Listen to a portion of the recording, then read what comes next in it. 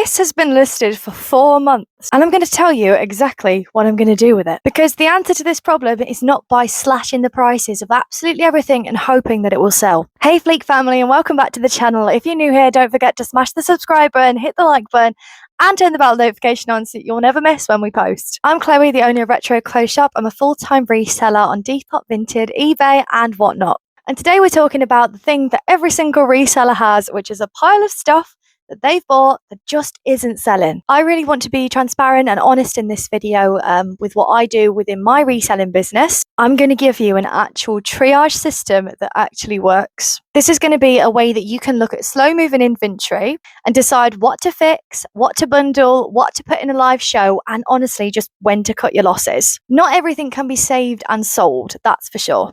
Let's get into it. Section 1. What defines a slow moving item? Before we get into talking about what to do, let's actually identify an item which is now slow moving and now it's a problem. In my shop, if anything's not sold within 60 days, that's a slow moving item, because I just find that 30 days is just a bit too soon, because you can always relist it and hope that it will sell again. Some things are seasonal and some things just genuinely need to find the right buyer.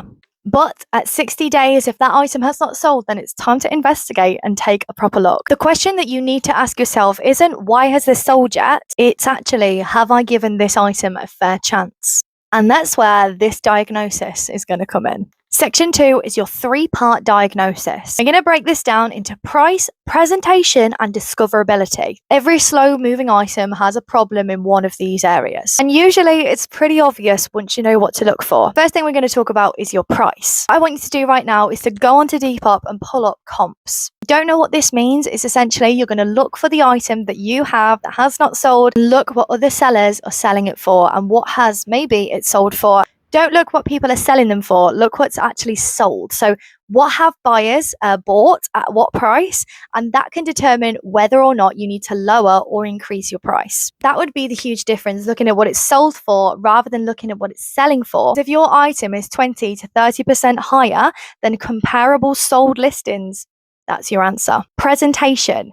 Is your cover photo scroll stopping? Essentially, is it doing its job?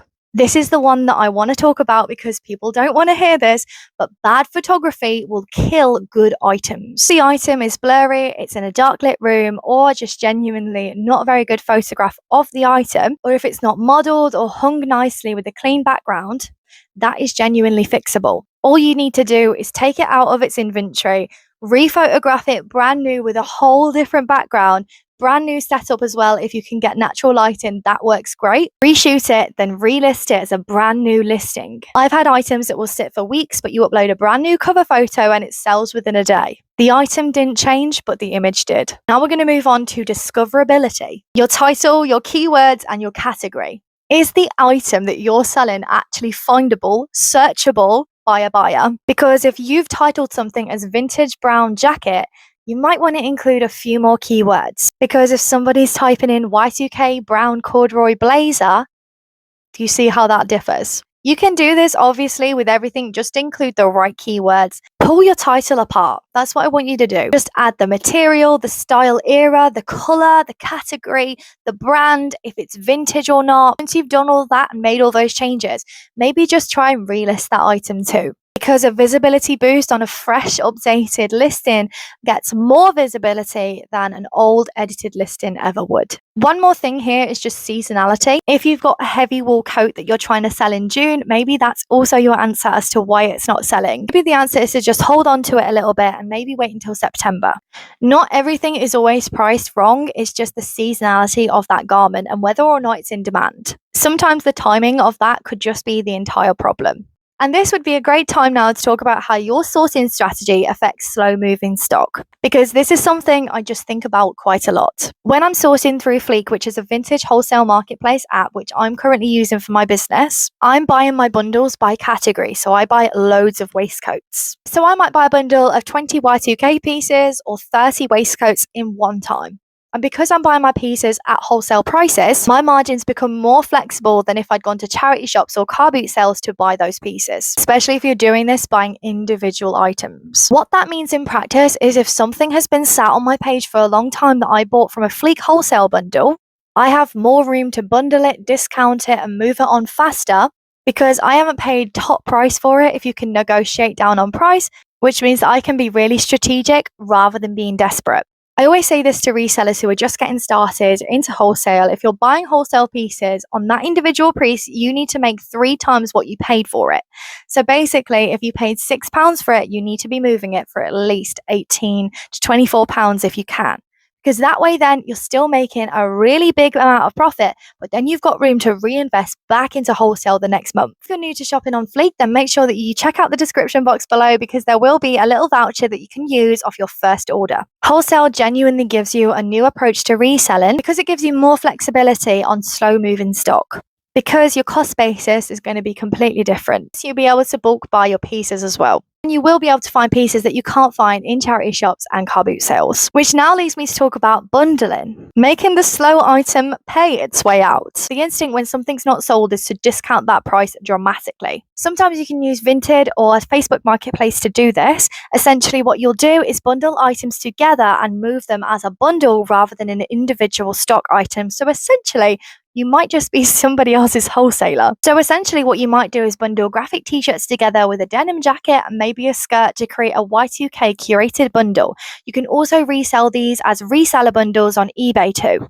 This will do 2 things. It clears the item from your inventory completely, so it's out of your hands. And it also just raises your average sale price as well without training your customers to wait for things to go on sale. If you're bundling things together, that's so much better. And sometimes you can even do this through platforms like TikTok and Instagram too, especially if you go on stories and you're saying, I've got loads of stock, or you've got reseller friends, for example, who might want to do this because I've definitely done this before. I had a reseller friend who was closing her shop down, or she was getting rid of some stock that she didn't want. Essentially, it just wasn't moving for her. And I bought them for £3 a piece. So things like that are very profitable and also very promising for your reselling business. If you can't move that stock, there's always someone out there that will want to buy it. My rule here is to not sacrifice all your good pieces to save a slow one. Bundle itself has to make sense. A Western shirt bundle paired with a waistcoat is probably going to move faster, and you could probably get around £15 each for the pieces if you bundle these, so you're going to still make profit anyway. So randomly bundling a kid's jumper with a Y2K skirt with a men's Levi jacket probably isn't going to be appealing, and not many people are going to reach for it. So just make sure the bundles make sense if you're putting them onto Facebook Marketplace, or if you're putting them onto Instagram or sharing them with your friends. Which now leads me to talk about Whatnot and can that shift stock. If you don't know, Whatnot is a live selling app where you can literally start things at £1 and move them for an insane price if there is a bidding war. This, for me, I found is the best way to clear dead stock that you don't want if you're willing to let it go for £1 starts or £5 starts. So does Whatnot really work? And the answer is yes, sometimes it does, and the outcome of this has genuinely surprised me. I've sold things on Whatnot that have gone for more than what they've priced up for Depop because of bidding wars. Purely just because of the fact that 2 people wanted it and decided that they wanted it, and they fought it out through a bidding war, and some things have sold for £25 by doing this. The live auction dynamic is something that creates urgency that most platforms that are static will never do. Slow movers are actually a good idea to bring to a Whatnot show. Because your starting bids are really low, you're creating urgency, there's people that want to bid in real time, and you'll be creating energy in the room whilst you're shifting stock that's been sat on your rails for months. Even if something sells for £3, that's £3 that you didn't have before because that item was definitely taking up space in your inventory or in your lockup. Or even if you're just reselling from your bedroom. And the space that it's taking up will now enable you to reinvest that £3 back into a piece that you know is going to sell fast. So don't lead with your best quality premium branded stock on Whatnot, because sometimes those items, if they're going to start at £1, they might sell for £1. And if you've paid more for it, just think about what you're actually doing and where you're going with this. You need to use the platform for exactly what it's good at. Moving volume, shifting stock that's been sat for months, and creating an energy and a very good relationship with the buyers that most static reselling platforms can never do, because in real time, buyers can bid for pieces, they can see you, it creates a more personal feel to the live selling format, which I've just found sells your garments faster. If you've tried all of these things that I've just spoken about and that item is still sat on your shelf or in a bag somewhere, when is it time to cut your losses? And this is the hardest part because some things just need to go. As my rule, if something's been through a price drop, a relist, new photographs, new descriptions, and it still hasn't sold within 90 to 120 days, and you've also put it in a Whatnot show for a £1 to £5 start, that's probably the time to say goodbye to it. You can donate it, pass it to a friend, or literally take it to a textile recycling centre. Keeping dead stock around will cost you your physical and your mental space as well. Both of the things that you actually need if you're going to run a reselling business successfully. There's no shame in it. Sometimes we just didn't have it figured out, and sometimes the piece that you thought was amazing just might not move in the way you thought it was going to. This is something that doesn't get spoken about enough, and it's something that I want to tell every beginner reseller right now. Every single piece of clothing that you source is not guaranteed to always sell. Most of the time, things will sell if you price it right. The goal is a high-performing shop overall and not hoarding and saving every single item. So to summarize this system in short, these are the things I want you to write down and take away with you. Diagnose the item before you act on it. Is it price, presentation, or discoverability?